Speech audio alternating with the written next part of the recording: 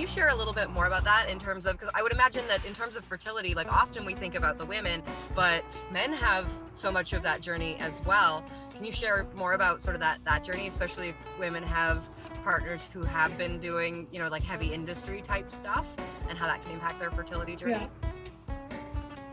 Yeah, so everything I produce and share, I speak to the male counterpart, well, maybe not equally, but I try to emphasize. Mm-hmm. And one thing I love to use this metaphor that it's like like the womb is the garden and the sperm is the seed. Mm-hmm. And so the quality of your seed really matters. Like anyone who likes to grow food, like you really care about the lineage of the seed. And then of course if you've farmed or gardened at all, you realize the importance of the soil composition as well. And to me, that's like the womb space, right? Yeah. So I had a huge emphasis on the seed, on the male part. At least 40% of infertility, for couples with infertility, 40% of it is from the man. So it's almost 50-50. Yeah. There's interesting data that men who eat a conventional standard American diet have significantly lower sperm count and motility, so function. You need to have enough sperm there, and then they have to be well functioning. And after going on an organic diet, within 3 weeks, all their measures increase significantly, like statistically significantly, from a conventional research paradigm. Wonderful. Model. That's so good to hear. I'm just like, what? Great. Good to know. And there's been big long-term studies that look at sperm count.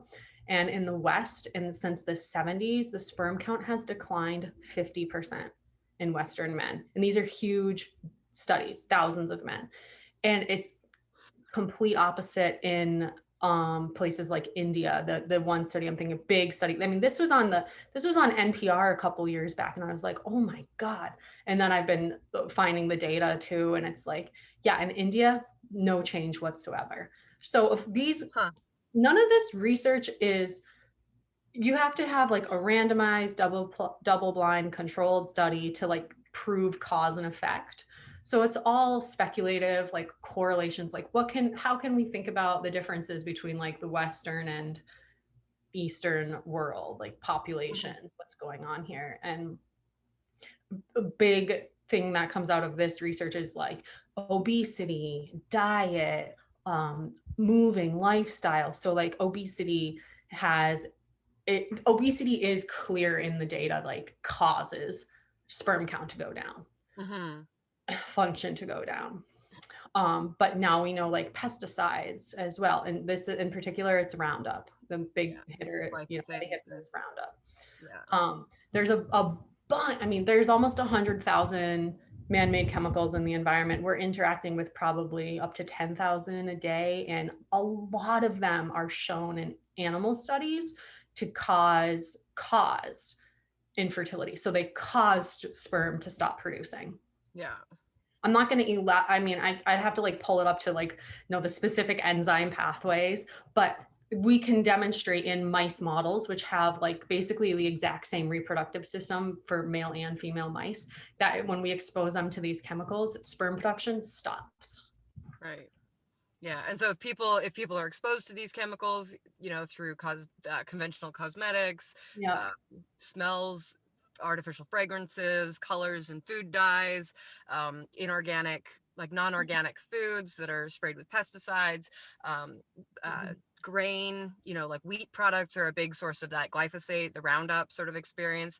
I've got a whole podcast on my rant against glyphosate and Roundup, so we don't need to get into that here.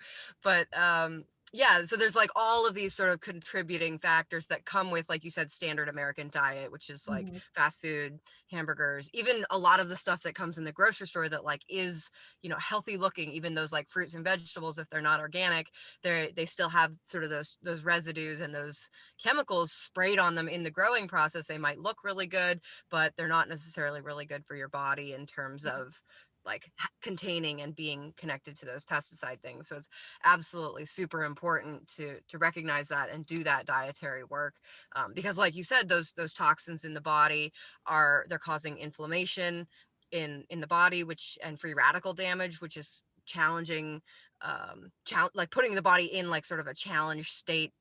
By default, it's not in a resting state, it's not in an optimal health state, it's sort of like struggling to survive, which a lot of people, feel they are. And then we've got all of the, so all of those environmental toxins that are coming at us, but then also, in terms of obesity, often that's linked to, the fat cells are bonding to those toxic chemicals in order to keep the organs safe from them. So then you've got like high levels of built up toxins that are just stored in your fat tissue. So obviously, when we think about all of those things, it makes sense that that's not going to create an optimally fertile body. Yeah. Right? Yeah.